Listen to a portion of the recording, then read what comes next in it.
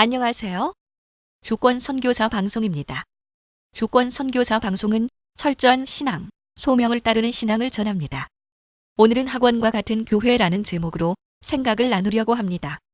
이 영상은 앞으로 계속 만들게 될 한국 교회 문제를 말한다 시리즈의 첫 번째 비디오입니다. 한국 교회의 문제를 지적하는 이유는 정확한 자기 인식을 통해 올바른 자리로 더 철저한 헌신으로 나아가기 위함입니다. 지상 교회의 모습이 항상 성경의 가르침과 일치하지는 않습니다. 많은 사람이 따르고 믿는다고 해서 그것이 꼭 진리는 아닙니다. 많은 사람이 잘못된 생각을 하고 있을 수 있고 다수가 잘못된 길을 가고 있을 수 있다는 것을 우리는 역사를 통해서 쉽게 알 수 있습니다. 단순히 한국 교회를 비난하려는 의도는 결코 없습니다. 다수의 한국 교회가 취하고 있는 신앙의 모습에 잘못된 부분이 있을 수 있다는 것을 말하기 위함입니다. 한국 교회 문제 시리즈 1. 학원과 같은 교회. 옛날의 교육과 현대의 교육. 홍길동이 살던 시대의 교육과 현대 교육을 비교해 보면서 우리 신앙의 모습을 반성해 보려 합니다. 옛날에 홍길동이 살던 시대는 현재와 교육 환경이 많이 달랐습니다. 요즘은 태권도를 배우려면 좋은 태권도 도장을 찾아서 등록을 하고 또 가르치는 것이 시원치 않으면 다른 학원으로 옮겨서 배우기도 합니다. 그러나 홍길동이 살던 시절은 이와는 전혀 다른 모습이었습니다. 뭔가를 배우려는 사람은 스승이 있는 산에 올라가서 제자로 삼아 달라고 애원을 하고 여러 가지 자질과 마음의 준비를 테스트 받고 난 뒤에 겨우 제자 수업의 기회가 주어집니다.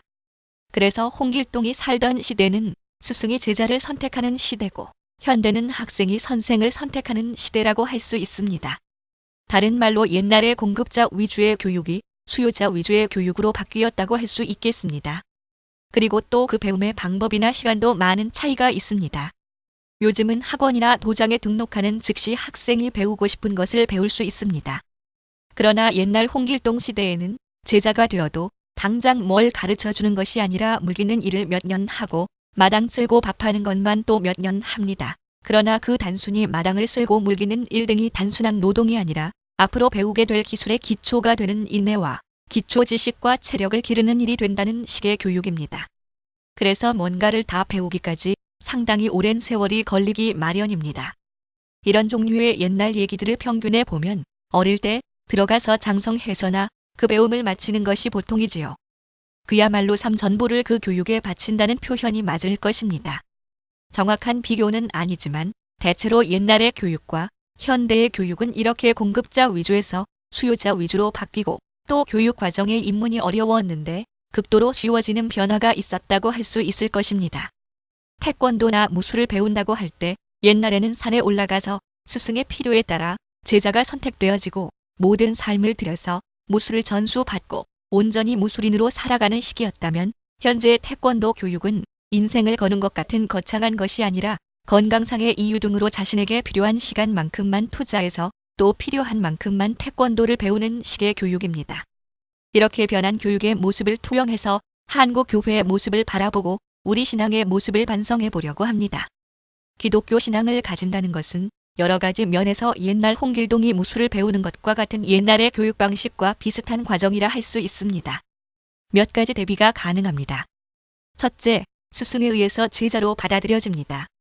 요즘처럼 자신이 선생을 고르는 것이 아니라 선생에 의해서 제자가 발탁되는 것이 기독교입니다. 우리가 선택하거나 원해서 하나님을 믿는 것이 아니라 하나님에 의해서 우리가 부르심을 받고 또 그분의 택함에 의해서 우리가 하나님의 자녀가 되고 예수님의 제자가 됩니다. 둘째, 이 배움은 아주 오랜 시간 계속되고 삶 전부를 투자하는 것입니다. 산에 올라가서 물에 깃고 나무를 하는 과정 또는 단순한 체력 훈련을 하는 오랜 과정들을 거치면서 좀 더 깊은 배움으로 나아가는 것처럼 우리의 신앙은 하루 이틀에 완성되지 않고 아주 오랜 시간을 통해서 성숙되어 가고 우리 삶의 모든 시간들이 쓰여지는 일입니다. 믿음의 조상이 된 아브라함은 그의 신앙을 성숙시키는데 100여 년의 그의 전 생애가 필요했고 다윗이 위대한 시편을 쓰는 성숙된 신앙인이 되기에 그의 전 삶이 들여졌습니다. 또한 모세는 광야에서 40년이라는 그의 인생의 가장 중요한 시간이 사용되었고 그 후 40년도 계속 성숙하는 과정이었습니다. 셋째, 이 배움은 삶의 여러 부분들 중에 한 부분이 아니라 이것이 모든 삶을 지배하는 것입니다. 요즘처럼 사업가 또는 회사원으로서 태권도 유단자가 아니라 옛날에 태권도를 배운 사람은 태권인의 삶을 살아갑니다. 또 도자기를 배운 사람은 도공예인으로의 삶을 살아갑니다. 그 배움이 그 삶을 규정하는 것입니다. 마찬가지로 우리가 신앙을 가진다면 그리스도인이 되는 것입니다. 사업가이면서 기독교를 종교로 가진 사람이 아니라 기독인으로서 사업을 하는 사람이 되는 것입니다. 이와 같이 기독교 신앙을 가진다는 것은 현대 교육의 개념이나 방식과는 전혀 다른 과거의 교육 방식, 즉 홍길동이 산에 올라가서 무술을 배우는 것이나 옛날에 도에 가나 국악인이 수업을 받는 식의 교육 형태와 비슷하다고 할 수 있을 것입니다. 그러나 현대 한국 교회와 기독교인들을 볼 때는 오히려 이것이 역전되어 있는 모습을 발견하게 됩니다. 현대의 교회와 기독교인들의 모습을 볼 때 변화된 교육의 모습에 따라서 신앙의 모습과 신앙 교육의 모습도 같이 변해버린 느낌이 있습니다. 첫째, 모두가 그렇다고는 할 수 없겠지만 다수의 신자들에게 있어 선택의 주체가 역전되어 있는 모습을 부인할 수 없습니다. 많은 신자들의 모습에서 자신이 하나님에게 아주 귀하게 택함을 받은 자라는 감사와 특별히 선택받은 자라는 인식이 없는 것 같습니다. 또 중요한 것은 자신이 하나님의 필요에 따라서 부르심을 입었다는 소명의식이 없는 경우도 많습니다. 마치 자신이 필요해서 태권도 학원에 등록하듯이 자신이 필요해서 하나님을 믿는다고 생각하거나 마치 자신의 필요에 따라서 하나님이 존재하고 신앙이 존재하는 것처럼 행동하는 신자들이 있습니다. 그래서 이런 사람들에게는 하나님께서 나에게 무엇을 원하시는가 보다는 내가 하나님으로부터 무엇을 받을 것인가를 생각하며 신앙생활을 하는 양상을 나타냅니다. 그러나 진실은 그렇지 않습니다. 우리가 하나님을 택한 것이 아니고 하나님께서 우리를 택하셔서 우리의 신앙이 존재합니다. 또한 내가 하나님께 무엇을 요구할 것이 있는 것이 아니라 구원을 주신 하나님의 필요에 따라서 우리가 존재합니다. 둘째, 신앙 성숙을 이루어 가는 과정이 일생의 삶과 전체 생활에서 이루어지는 것이 아니라 단기간 또는 특정한 과정을 통해 이룰 수 있다는 생각이 있습니다. 신앙의 성숙과 발전을 원하는 사람들은 기도원이나 집회에 참석하거나 좋은 성경 공부 과정을 찾습니다. 그래서 그곳들을 통해서 하루 밤의 뜨거운 통회와 결단, 그리고 몇 주간의 성경 공부를 통해서 잘 알지 못했던 성경의 뛰어난 해석과 깨달음을 소망하고 그것을 통해서 자신의 신앙이 발전하고 성숙한다고 생각합니다. 물론 성경 공부나 성령 집회가 필요합니다. 그러나 더 좋은 시설과 더 세련된 교육 프로그램을 선전하는 학원처럼 교회가 그것을 선전하고 또 그런 프로그램으로 신앙의 성숙이 이루어진다고 생각하고 나아가 어떤 신앙 훈련 과정을 이수했다는 것을 과시하는 모습은 크게 잘못된 것입니다. 물론 이런 노력들이 무익한 것은 아니지만 옛날 교육 형태와 닮아있는 신앙의 성숙 과정은 이런 단기적인 감정적이고 지적인 부분들의 발전이나 촉발을 통해서 이루어지지 않습니다. 물론 그런 것도 필요하지만 진짜 신앙의 성장은 오히려 오랜 삶 속에 겪게 되는 신앙의 침체도 필요로 하고 방황하고 회의하는 시간들이 더 크게 작용할 수 있습니다. 그래서 오랜 시간에 걸쳐서 여러 가지 경험과 기복을 반복하면서 점점 신앙이 굳어지고 성숙하게 되는 것입니다. 아브라함, 야곱, 요셉을 비롯한 모든 신앙 선배들의 삶을 통해서 보게 되는 것과 같이 그들의 신앙 성숙의 과정은 단기간의 집중 코스로 이루어지지 않고 마치 스승의 집에서 10년씩 밥하고 마당 쓰는 하찮은 일만 하며 세월을 보내면서 차츰 제자의 모습에 가까워지는 것과 같습니다. 하나님은 경우에 따라서 수십 년에 걸쳐서 하나님의 필요한 일꾼을 만들어내십니다. 그 교육의 주체는 수용자인 우리가 아니라 공급자인 하나님의 손에 달려있는 것입니다. 과연 1년 동안의 제자 양성 코스를 통해서 진짜 하나님이 필요로 하는 제자가 양성되는 것일까요? 그것은 하나님의 교육 과정에서 아주 일부에 불과할 것입니다. 셋째, 한국 교회는 전 삶과 전 인격으로 그리스도를 살아내는 기독인이 아니라 기독교 신앙을 일부 가진 일반인을 만들어내고 있습니다.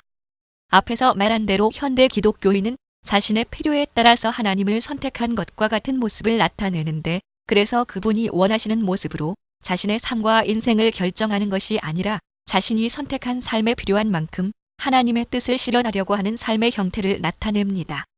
옛날에 태권도를 배우면 태권인이 되었는데 현대는 태권도를 배워도 태권도가 그를 장식하거나 규정하는 여러 가지 중에 하나가 되듯이 기독교 신앙이 그를 지배하고 대표하는 것이 아니라 그의 여러 특징 중에 하나가 되고 전부가 아닌 일부가 되어 있는 것입니다. 또 기독인으로서 하나님께서 나에게 주신 사명에 따라 이웃을 사랑하기 위해서 어떤 삶을 선택하고 어떻게 나의 삶을 바꾸어 가야 할까를 생각하는 것이 아니라 나에게 주어진 좋은 것들을 희생하지 않고 이웃을 사랑하는 방법이 뭐가 있을까를 생각하는 사람이 한국 교회 안에서 양성되고 있습니다.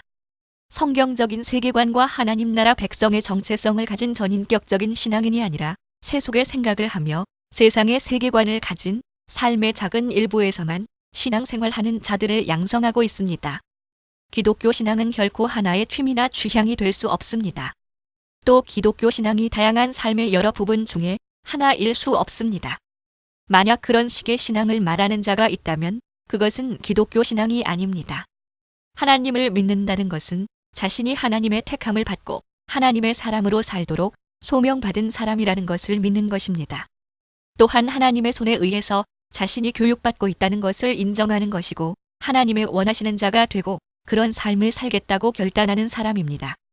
그런데 한국 교회가 그런 온전한 그리스도인을 양성하려고 하지 않고 또 그런 철저한 제자를 양성하려고 하지 않는 것 같습니다.